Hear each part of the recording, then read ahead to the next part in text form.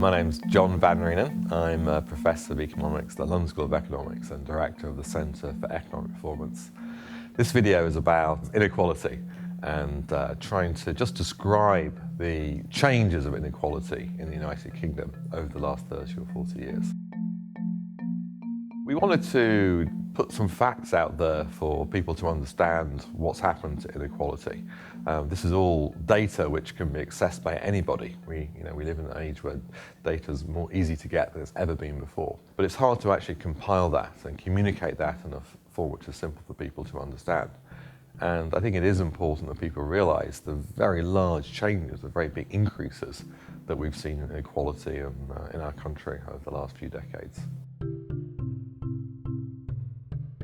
The film is neutral. We're just putting the information out there so people can make up their own judgments about what's happened.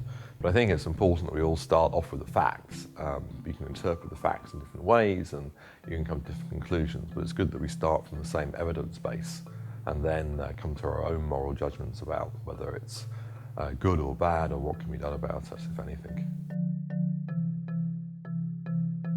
One factor in terms of what's happened to people's income after taxes and benefits is, of course, policies have changed. Taxes went down on the rich a lot, welfare benefits have become less generous, so this contributed a lot to the overall increase of net income inequality. However, that's not really the main story about what's happened, I think. If you focus on people's earnings, the money they got in the labour market, their wages, that's been the main driving force of inequality, because the wages that people have got have become increasingly unequal between people at the top of the distribution and people at the bottom. So why have wages changed so much? One set of explanations is around what's happened in the marketplace.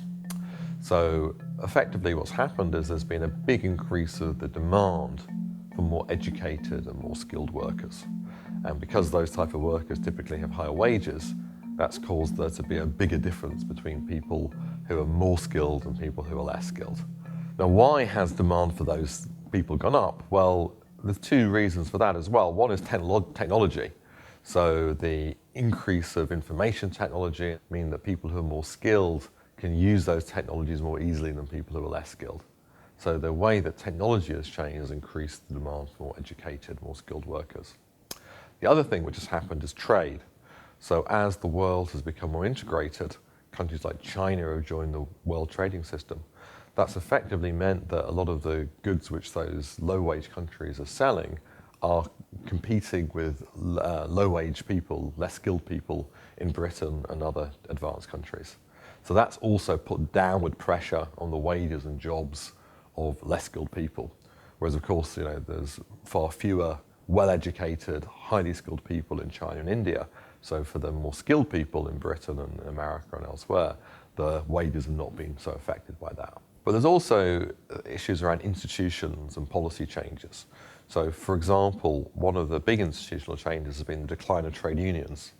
So in 1979, about 2/3 of all people had their wages set by trade unions. Nowadays, this is down to something like 20% or 25%, and even fewer in the private sector. There's also lots of issues around changes in the way that the financial sector has worked. So a lot of the inequality right at the top of the distribution, the top 1%, is related to what's happened in finance and CEOs and other very, very wealthy people. And the concern is, well, maybe the regulation of those people right at the top has become weaker, governance has become weaker, and they've managed to acquire more money, not because of market forces, but because of the way that they're able to capture those greater rents. Now, how to think about tackling that? Well, there have been times in history where that's happened before, when technological change has been fast or trade has opened up. But the way to respond to that is by allowing people to get more skills. So the rapid increase of education, the expansion of universities, the expansion of schooling, and the improvement of quality of schooling and training is the way to really tackle these. I mean, if you think about this as being a race, so on the one hand, technology and trade are increasing inequality. So if you did nothing, the inequality escalator would keep going up. to go down the other direction, you have to increase the supply of skills. There are institutional things that you can do as well. So of course, even if wage inequality goes up, having ways to deal with that through the tax and benefit system to redistribute those differences, that can offset some of that inequality.